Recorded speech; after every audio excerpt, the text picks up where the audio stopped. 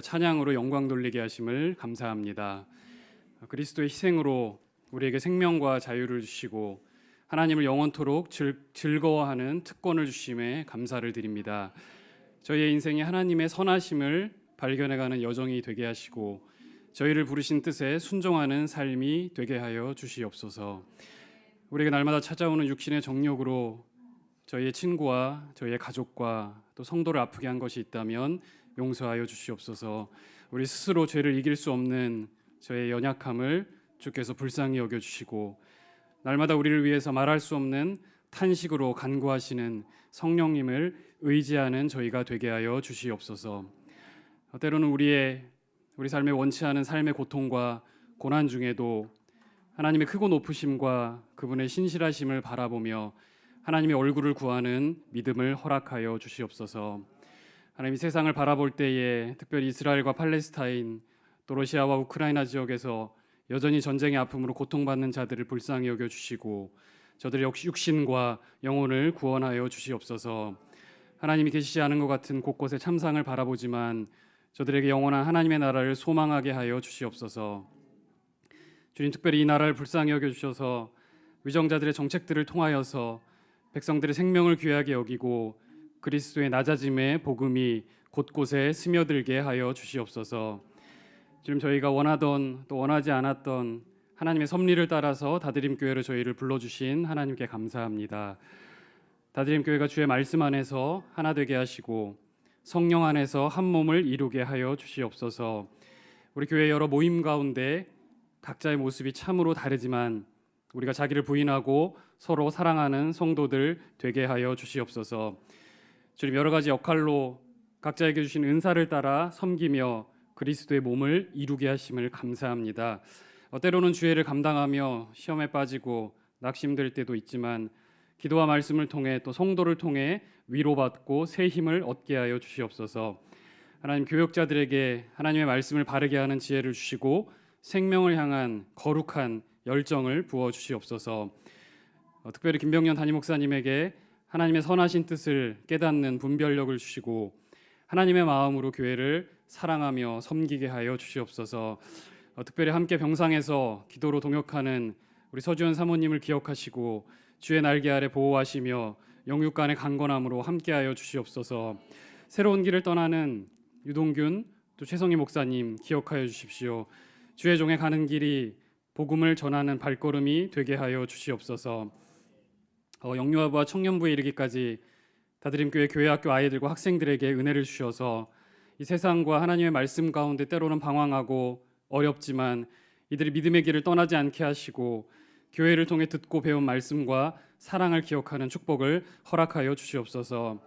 주님, 교회 안에 육신의 아픔과 경제적 궁핍 가운데 두려움 가운데 있는 성도들을 기억하셔서 평안을 허락하여 주시고 특별히 연로한 부모님의 병환으로 인해 고통받는 성도들에게 견딜 수 있는 힘과 돌볼 수 있는 심령의 강건함을 더하여 주시옵소서.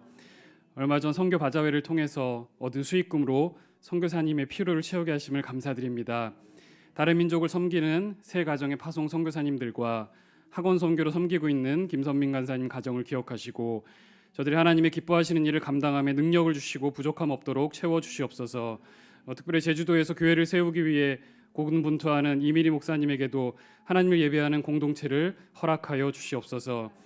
오늘도 우리에게 선포하시는 하나님의 말씀 안에서 우리 삶에 여전히 살아계셔서 우리를 바른 길로 인도하시는 주님의 음성을 듣게 하시고 나의 원함이 아닌 하나님의 뜻을 바르게 깨닫고 순종을 다짐하는 시간 되게 하여 주시옵소서. 이 모든 것 감사드리며 예수 그리스도의 이름으로 기도드립니다. 아멘.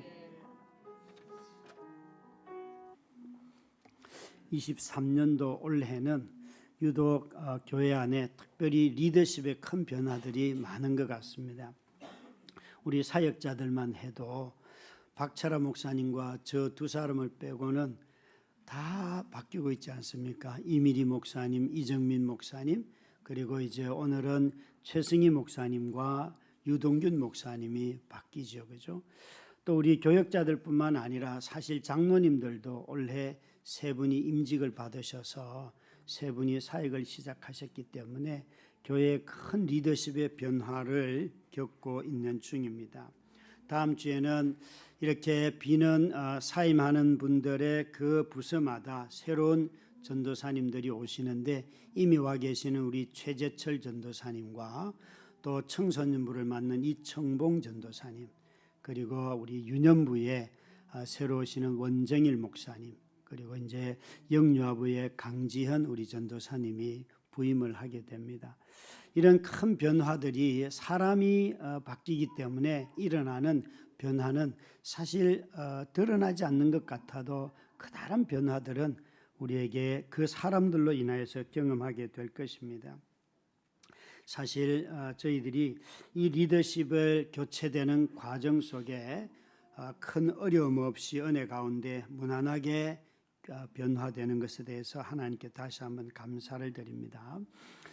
이스라엘 백성들은 사실 이런 공동체의 리더십 교체 시기에 그들은 걸려 넘어졌어요. 오늘 읽은 이 본문은 리더십 교체와 아주 밀접한 관련이 있습니다.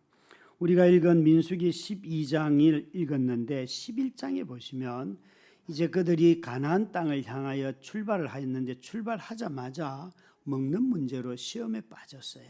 왜 우리에게 저 애굽에서 주던 그 맛있는 음식은 다 없어지고 이렇게 맛도 없는 만나밖에 없냐. 이게 그들의 불평이었잖아요.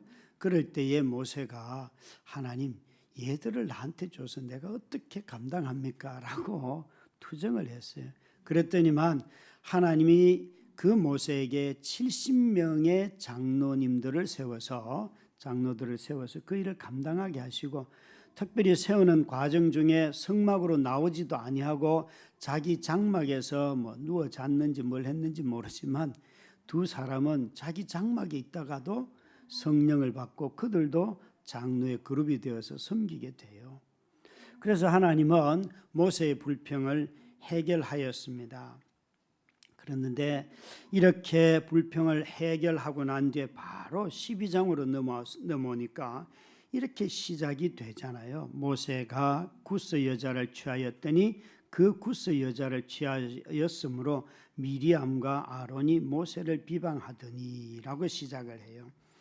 분명히 어떤 문제가 있어서 잘 해결하였고 또 리더십을 잘 세워서 문제없이 출발하였는데 갑자기 미리암과 아론이 모세를 비난하기 시작합니다. 기억할 것은 이런 거예요. 새로운 리더십이 형성이 되었는데 그동안에 그러면 리더는 누구였을까? 출애굽할 때 보시면 여러분 아론과 여기에 나오는 미리암이 아주 많은 역할들을 하는데 그 대표적인 장면이 어디인가 하면 홍해를 건넜을 때 누가 나와서 속옷치고 막 찬양을 하잖아요. 그게 바로 미리암이에요. 미가서 6장에는 이 미리암을 이렇게 말합니다. 선지자라고. 그래서 이 미리암은 자신이 그동안 아주 주도적인 역할을 하며 나와왔는데 이제 권력의 교체 시기에 다 진행해 가는 방식이 전혀 다른 모습으로 바뀌었어요. 이 미리암과 아론에게 집중했던 모든 일들이 이제 모세와 장로들을 중심으로 하여서 진행이 되기 시작했습니다. 그래서 여기에 그 세워진 모든 70인의 사람들을 이 11장에 보시면 그들에게 예언하여 성령이 임하여서 세워졌다는 것이죠. 이것은 물론 예언자가 되었다는 그런 뜻은 아닙니다. 그 일에 필요한 은사를 주신다고 해석하는 것이 훨씬 부드러운 해석입니다. 그들이 예언을 통하여서 장로로서 섬기는 자가 되어서 사람들을 돌보고 하는 일을 하였지요. 그런 점에서 이제 리더십이 교체가 되고 중심의 변화가 일어났다는 것이에요. 그런데 이들을 향하여서 미리암과 모세가 무엇을 가지고 비난을 하는가 하면 12장 1절에 보니까 구스 여자를 취하였더니라고 하였습니다. 여기에 뭐라고 말하는가 하면 그 모세가 새로 결혼을 했는지는 사실은 명확치는 않습니다. 여기에 구스 여자라고 하였는데 성사학자들은 모세는 이미 결혼을 해서 새 자녀가 있었잖아요. 그죠? 그래서 이 문제를 어떻게 해결할까 하다가 이렇게도 해결합니다. 미디안 땅 안에 구스가 있었다. 그래서 같은 지역에 있는 똑같은 사람, 같은 지역 출신인데 똑같은 사람이라고 해석을 하게 돼요. 그렇게 하면 어떤 문제가 생기는가 하면 지금까지는 불평이 안 되었어요. 이방 여자하고 살아도 아무 문제가 없었어요. 미디안은 이방 땅이에요. 그런데 율법을 받고 난 뒤에 모세를 트집 잡기 위하여서 왜 구스 여자라고 특별히 강조하면서 자기 혈통도 아닌데 결혼을 했냐 이렇게 트집을 잡은 거예요. 그러니까 리더를 비난하기 위하여서 사실은 자신들의 견해, 자기 보기에 저 문제는 틀렸어 라고 시작한다는 거예요. 여기에 여러분 비방이라고 하는데 이 미리암과 아론이 하는 이 이야기는 모세가 두 번째 결혼을 했는지는 알 수가 없지만 적어도 우리가 알고 있는 십보라 외에는 모세에 결혼한 사람이 나타나지를 않습니다. 그래서 이 십보라가 미디안 출신이면서 구스라고 하는 지역의 출신일 것이다. 이렇게 해결할 수도 있다는 거죠. 그런데 모세가 새롭게 취했던 또 아니면 이전에 십보라이든지 간에 이들이 지금 트집 잡고 있는 것은 이방 여인을 취했다 하는 문제예요. 율법에는 여러분 뭐라고 말합니까? 이방 여인과 결혼하지 말라 이렇게 말씀하시던가요? 가나안 땅 여자들하고 결혼하지 말라 하시던가요? 여러분 가나안 땅 여자들하고 결혼하지 말라요. 율법을 보면 하나님은 가나안 땅에 들어가면 그 있는 족속들은 다 우상 숭배자들이기 때문에 그들과 너희가 결혼하면 영향을 받을 수 있다. 그래서 가나안 땅 여자들하고는 결혼하지 말라. 결혼 관계를 맺지 말라. 이것이 율법에 아주 분명하게 기록이 되어 있고 율법에는 이방 여인과 결혼하지 말라는 사실은 거의 언급되어 있지 않아요. 그래서 여러분 모세도 사실은 이방 여인과 요셉도 다 이방 여인과 다 결혼을 했어요. 우리는 이런 것을 지나치게 확대 해석할 경향이 우리에게는 있습니다. 이런 정도의 여유를 두고 이 본문을 읽으셔야 하는데 이 미리암과 아론이 모세가 이전까지 살아왔던 그 아내이든지 새롭게 아내를 취하였든지 간에 만약 이것이 문제라면 하나님이 그에게 지적을 했겠지요. 오히려 미리암과 아론의 이야기에 손을 들어주셨을 터인데 오히려 미리암과 아론을 혼내고 있어요. 그러니까 이것은 전혀 문제가 되는 것이 아니에요. 이들이 정말 하고 싶었던 말은 모세의 이런 부분을 트집 잡고 싶었지만 정말 하고 싶었던 말은 2절 말씀이에요. 2절은 같이 읽도록 하겠습니다. 그들이 이르되 여호와께서 모세와만 말씀하셨느냐?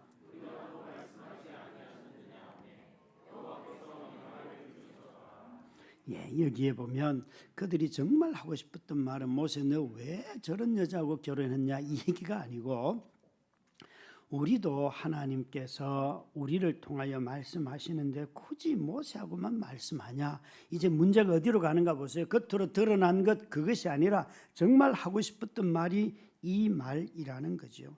이들의 이 말에 대해서 8절에 7절 8절 읽은 말씀에 뭐라고 하나님 말씀하시는가 하면 그래 너희들 중에 선지자도 있을 수 있다. 그러나 내 종 모세와 선지자와의 다른 점은 라고 말씀하십니다. 8절에 모세는 나와 얼굴을 대하여 말하는 사람이고 하나님을 본 사람이지만 너희들은 환상의 또 꿈을 가지고 모호하게 은밀하게 부분적으로 말한 것이다.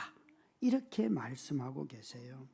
그러니까 여기에 정말 놀라운 것은 하나님께서 우리하고도 하나님이 말씀하십니다 라고 미리암과 아론이 말을 하니까 너희들도 말하는 건 맞지만 여기 있는 말씀대로 한다면 환상이나 꿈을 통해서 너희들하고는 이야기한 것이고 모세하고는 얼굴을 맞대고 한 거다. 이건 너무 다르잖아요.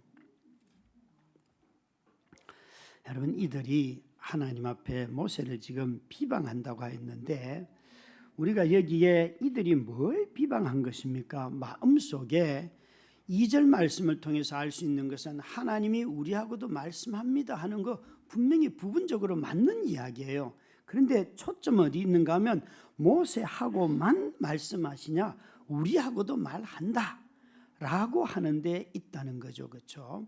이게 정말 그들 마음속에 뭐예요? 시기와 질투가 일어나는 거죠. 시기와 질투가. 이들이 겉으로 드러난 어떤 문제를 가지고 시작을 했지만 정작 하고 싶었던 것은 바로 시기, 자신들에게 마음 깊이 뿌리 내리고 있는 시기심에서 나온 비난의 말이었어요. 오늘 본문 다시 8절을 한번 보시기 바랍니다. 이 비방, 시기심에서 나오는 비방, 비난의 말은 사실 판단하기가 굉장히 어렵습니다.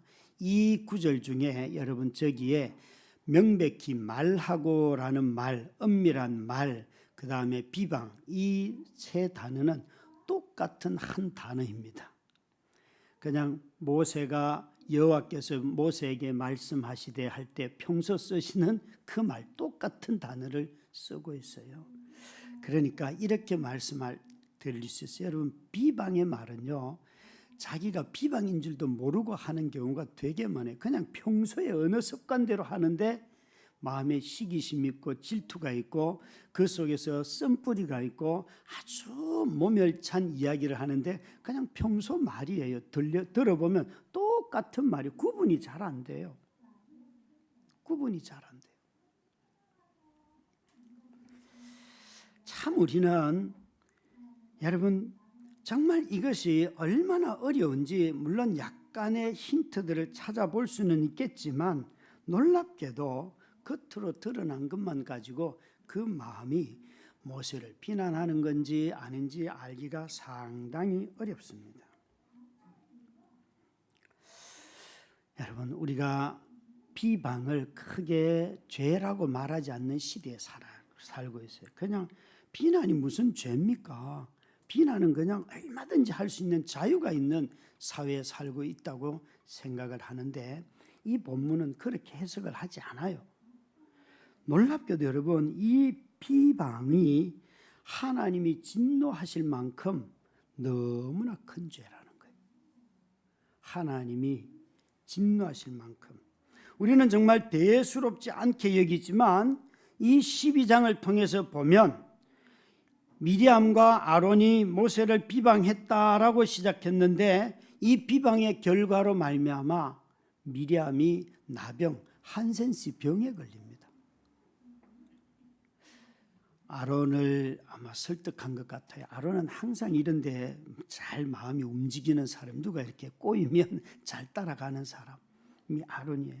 그러니까 성경에서 여러분 문둥병에 걸린 첫 번째 사람이 미리암이에요. 미리암이요. 무섭죠, 여러분. 비방한 사람을 나병에 걸리게 할 만큼 하나님의 진노가 임하였죠. 심지어 9절 10절을 여러분 보시기 바랍니다. 여호와께서 그들을 향하여 진노하시고 떠나심에 구름이 장막 위에서 떠나갔고, 여기에 그들을 향하여 진노하시고 누가 떠나는가 하면 하나님이 떠나버렸어요. 구름이 일어나서 장막에서 떠나갔어요. 이스라엘이 따라가지도 않았어요. 장막과 자기 백성이 분리되고 인도자와 인도받는 자들이 서로 헤어진 모습이에요. 그러니까 얼마나 큰 줄 아시겠죠? 하나님이 그 공동체에 있을 수 없을 만큼 너무나 큰 죄라는 것이죠. 즉각적인 진노를 불러올 만큼 너무나 큰 죄였고 하나님이 그곳에 머물 수가 없었습니다. 뿐만 아닙니다. 그들은 더 이상 행진을 할 수가 없었습니다. 15절 말씀 함께 읽도록 하겠습니다. 이에 미리암이 진영 밖에 이레 동안 갇혀 있었고 백성은 그를 다시 들어오게 하기까지 행진하지 아니하다가. 이들의 비방이 불러온 것은 비방한 그 사람에게는 나병에 걸리고 공동체 성막에는 하나님이 구름이 떠나서 어디로 가고 없고 백성들은 꼼짝도 못하고 자기 자리에 있어야 하는 인도자가 사라져 버린 것이에요. 그런 점에서 저와 여러분이 비방하는 죄를 가볍게 여기지 말기를 바랍니다. 우리는 너무 이 시대가 말을 가볍게 여기는 시대라서 그것이 지도자이든지 배우자이든지 자녀이든지 또 동네 사람이든지 간에 누군가에 대해서 너무 쉽게 비방의 언어들을 쓴단 말이에요. 특히나 여러분 이 비방이 흘러가는 것을 보시면 먼저 잘 구분이 안 된다 그랬어요. 자신의 평소 하는 말 속에 다 있기 때문에. 그런데 누군가의 어떤 행동을 보면서 겉으로 드러난 걸 보면서 그것 가지고 트집을 잡고 정작 자신의 마음의 시기심으로부터 이것이 시작이 돼요. 너무 여기 있는 미리암처럼 하나님이 나와도 일하셔라는 이것 때문에 다른 사람과 비교해 가지고 자기를 괴롭히지 말라는 거예요. 왜 저 사람한테만 저걸 줬습니까? 나에게 주셔도 똑같은 걸 주셨는데 나도 얼마든지 할 수 있습니다 라고 말하는 거잖아요. 그렇죠? 참 하나님이 하나님의 백성들이 이 땅을 살아갈 때에 하나님의 부르심에 맞게 그 부르심대로 헌신하며 충성하며 사는 것을 참 귀하게 여기십니다. 여러분 믿지 않는 배우자와 함께 살아도 그 배우자와 함께 살도록 하나님이 질서를 주신 것입니다. 그 질서에 맞게 순종 잘 하시기 바랍니다. 그러면 가정이 온전한 가정이 이루어갈 수 있어요. 하나님의 임재가 부족할 수는 있어도 하나님이 만든 질서 속에 복종하며 살아가면 이 세상도 사람이 살 만큼 아주 평화로운 곳이 됩니다. 그런데 우리는 이런 것들을 너무 쉽게 무시하며 살아간다니까요. 참으로 하나님께서 이런 비난을 직면한 모세가 이걸 어떻게 극복을 합니까? 오늘 본문의 3절에 모세의 특징을 이렇게 말합니다. 이 사람 모세는 온유함이 지면의 모든 사람보다 더하더라. 여러분 시기와 질투의 치료제는 온유함입니다. 온유함. 이 온유함이라고 하는 것 비난과 수군거림과 이 모든 것들을 대하는 모세의 태도를 온유함이라고 했었는데 모세의 모습을 보면 여기에 자신의 그 형제인 미리암과 아론이 비난해도 모세는 비난하지 않죠. 그죠? 비난은커녕 나중에 이 나병에 걸린 미리암을 가서 기도해서 그 병이 낫도록 해줘요. 고쳐줘요. 우린 자기가 비난받으면 바로 싸붙이고 네가 나를 이렇게 전쟁을 일으키는데 모세는 그렇게 하지 아니하였어요. 특별히 여러분 바깥에 가서도 그래야 되겠지만 가족들 안에서도 좀 자기 감정을 절제하실 수 있기를 바랍니다. 가족들 속에서도. 그래야지만 가족들도 화목하지 않겠습니까? 그런데 여기에 온유함이라고 하는 이 단어를 다른 성경들은 겸손이라는 단어로도 많이 번역을 하였는데 이 겸손이라는 말 온유함 가지고 11장의 민수기 11장을 읽으면 모세는 백성들이 원망한다고 바로 분노를 쏟아냈잖아요. 안 맞잖아요. 우리가 생각할 때 그 백성들이 화를 내도 온유한 모세는 꾹 참으며 나는 그런 것 가지고 화 안 내. 이렇게 말해야 될 것 같은데 알다시피 여러분 광야에 생활하면서 모세가 짜증내고 화내고 이런 일이 여러분 곳곳에 나타납니다. 그럼 도대체 성경이 말하는 온유함은 뭔가? 화 안 내는 사람인가? 아니요 여러분 제가 보니까요 세상에 화 안 내는 사람 아무도 없어요. 저만 화내는 게 아니에요. 얼굴에 말은 화 안 낸다 그러는데 눈빛은 이미 화가 나 있어요. 언어의 그 음색의 굵기가 이미 화난 걸 알아요. 아니 벌써 눈꼬리가 어디로 향하는가 보면 화난 줄 안다니까요. 말의 끝이 평소처럼 올라가고 안 올라가요. 그냥 툭 떨어져서 알았다. 어디로 갔는지 끝자락이 없어요.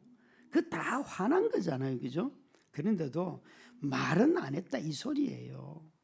여러분 말을 안 해도 이미 마음에 분노가 가득 차 있다니까요. 그걸 누가 모릅니까? 인간은 되게 영적인 존재라서 이런 거 잘 압니다. 아이들이 저보고 하는 말이 있어요. 아빠 또 삐졌다. 애들은 어떻게 그렇게 잘합니까, 여러분? 애들은 기가 막히게 알더라고요. 우리 아빠 또 삐졌다. 그러면 자기들끼리 키득키득거리고 그래요. 참 여러분, 사람은요, 시기 질투라는 거는 잘 안 드러나요. 처음에는 그냥 왠지 찌부둥해요. 막 몸이 어디 안 풀린 것처럼 누가 더 좋은 것 가지고 있으면 제가 저런 거 가질 인격이나 능력이 안 되는데 왜 쟤는 저런 걸 가지고 어디 저 장소에 가서 사진을 찍어서 막 인스타에 올리고 저 인간이 저런 도덕성을 갖고 있지 않은데 왜 저기까지 가서 막 이런 거 있잖아요. 그냥 마음이 일단 기분이 안 좋을 뿐이에요. 그런데 배우자가 오는 순간 화가 빵 나는 거예요. 네가 왜 일찍 안 와가지고부터 시작해서 막 이런 거 있잖아요. 싸붙이는 거. 참 우리는 이런 데 너무 익숙해요. 모세도 여러분 그 많은 사람을 인도하면서 그렇게 살았어요. 그래서 여기에 모세가 11장에 화냈던 것처럼 내가 왜 이 사람들 먹일 자입니까? 내 능력도 안 되는데 막 화를 냈다고요. 모세는 여러분 모세의 삶을 보면 온유하다, 겸손하다 하는 말을 다르게 이해할 수 있어요. 그가 애굽의 이집트 나라의 왕자였는데 40살 때 왕자로서 모든 학문을 다 배웠는데 그가 광야로 가잖아요. 가서 고난받고 노동 착취로 인해서 피골이 상접한 하나님의 백성들과 함께 노예 운동을 하고 그들을 나중에 해방시키는 일을 하고, 그러니까 이 겸손이라는 단어를 우리가 자꾸 성품에서 찾지 말고 그 사람의 삶의 자리를 어디다 두는가. 능력도 되고 실력도 있고 언어도 되고 다 해도 약한 사람, 체질이 또 허약한 사람들 곁에 항상 머물고 헐벗고 굶주리는 사람들 곁에 있고 병든 사람들 곁에 있고 이런 사람들을 성경은 겸손한 사람이라 이렇게 말하는 거예요. 그건 바로 우리 주님의 모습이에요. 그런 눈으로 보면 여러분 몸이 약한 체질을 가지고 있는 배우자들은 자기 배우자가 정말 겸손한 사람이라는 거 아시죠? 왜 대답을 안 해요? 제가 손으로 꼽아도 한 30명은 꼽을 수 있겠구만. 예? 여러분 배우자가 정말 겸손한 배우자들 많으시죠, 그죠? 그렇다고요. 하여튼 좌파들은 대답을 하는데 우파들은 대답을 안 해요. 하여간 항상 그렇더라고요. 우파들은 늘 자기 잘난 맛에 살아요. 좌파들은 그래도 자기 성찰이라도 가능해요. 예. 여러분 정말 우리가 가만히 보면 체질이 약하고 내가 정말 가난하고 병들고 힘들고 어려워도 늘 옆에 있어주는 사람이 있잖아요, 그죠? 때로는 그 사람이 너무 견딜 수 없어서 화를 내고 뭐 해도 그 사람이 바로 나와 함께하는 겸손한 사람이에요. 그 가장 겸손한 사람이 누구인가 하면 우리 주님이시죠. 주님은 악인들도 좋아하시고 죄인들도 좋아하시고 자기를 찌른 자도 용서하시고 그분이 우리 주님이시라는 거예요. 이 모세는 여러분 하나님이 모세를 비난할 때 모세가 자신을 변호하거나 한거하지 아니하고 하나님이 모세의 편에 서서 모세가 어떤 사람인데 라고 말씀을 하시면서 나는 모세와 얼굴을 맞대고 내 얼굴을 보여준 사람이야. 내 형상을 본 사람은 모세밖에 없어. 그런데 너희가 어찌하여서 모세 비방하기를 두려워하지 않느냐라고 말씀을 하셨어요. 여러분, 이 모세는 하나님의 형상을 본 사람이고 기적으로 자기 백성을 인도한 인도자였고 최고의 심판자였고 율법의 창시자였고 죄인인 자기 백성과 하나님을 중재하는 그런 탁월한 리더였어요. 그래서 어느 구약학자는 모세를 이렇게 평가했습니다. 가장 근본적이고 포괄적인 리더십을 가졌던 유일한 사람이었다라고 말하였습니다. 하나님이 그를 높여주셨고 하나님이 그를 보호해 주셨습니다. 여러분, 주님은 지금 비난하는 미리암과 아론을 통하여 아론에게 이렇게 말하는 거예요. 내가 모세와 연합하였고 모세가 나와 연합하였기 때문에 그를 겸손한 자라 이렇게 말씀하신다는 거예요. 여러분, 비난을 이길 수 있는 길은 우리 주 예수 그리스도와 연합하는 것 외에는 없습니다. 시기심과 질투를 이기는 것은 끊임없이 주님과 연합할 때만 우리가 그 내 감정대로 한번 참지, 그건요 언젠가 폭발하는 거고요.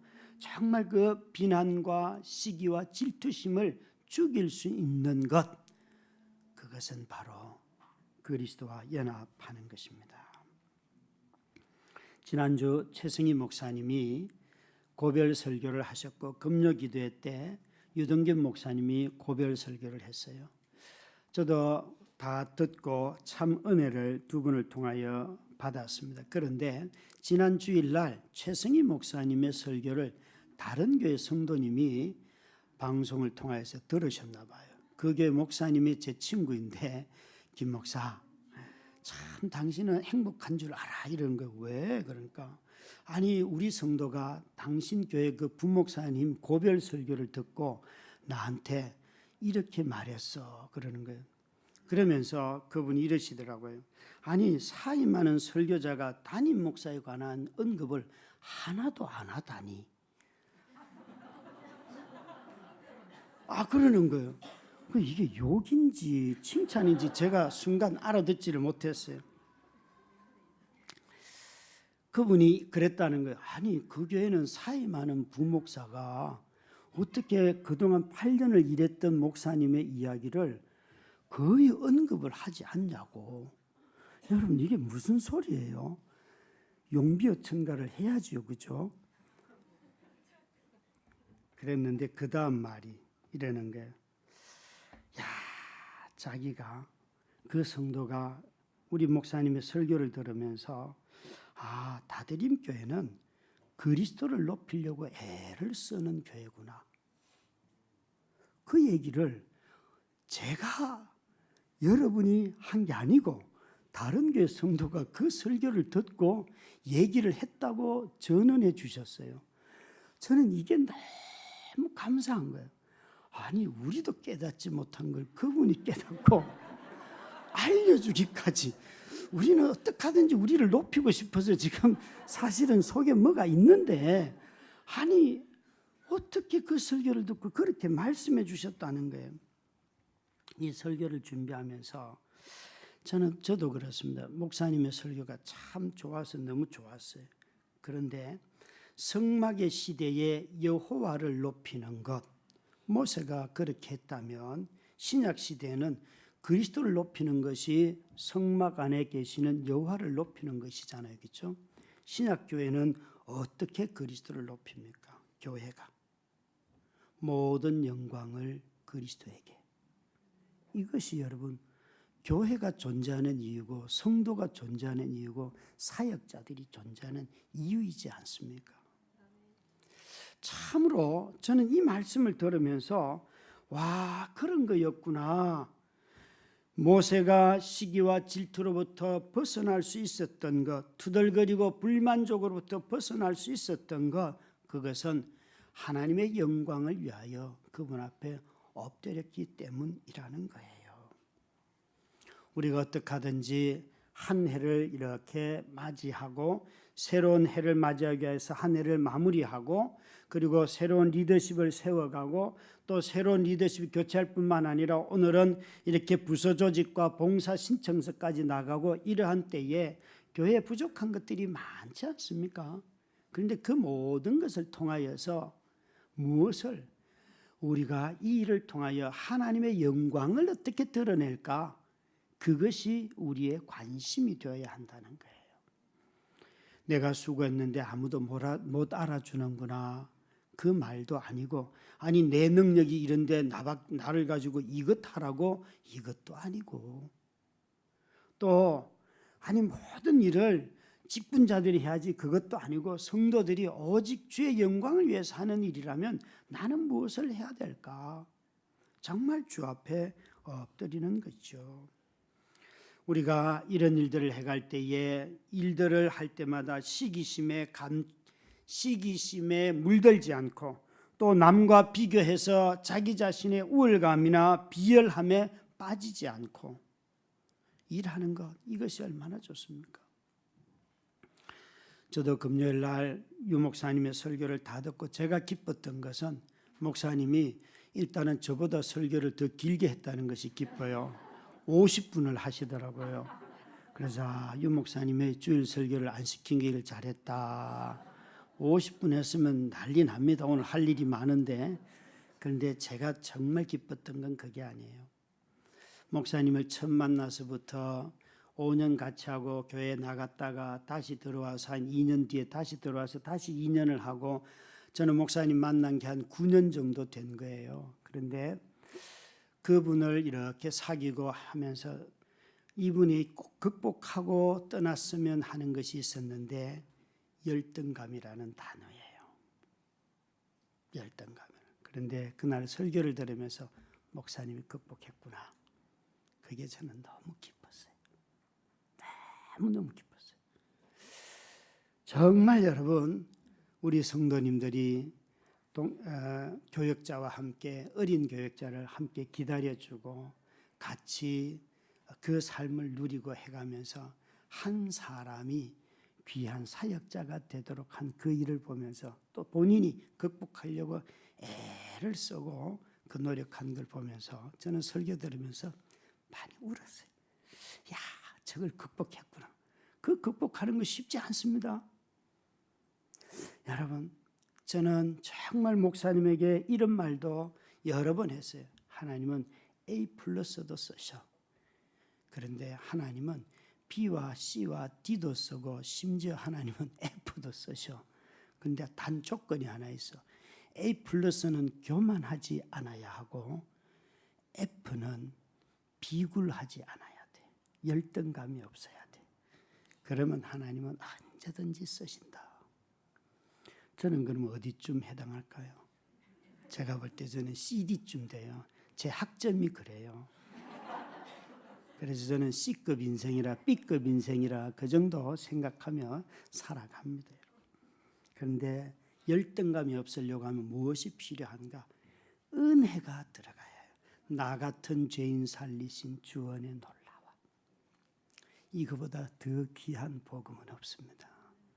사랑하는 성도 여러분, 저와 여러분이 오늘도 이 그리스도의 은혜가 우리를 죄인 가운데에서 우리를 살리신 것을 기억하고 정말 때로는 비난을 들어도 겸손하게 그리고 비난하지 않고 함께 살아가는 저와 여러분 다 되시기를 주의 이름으로 축원합니다.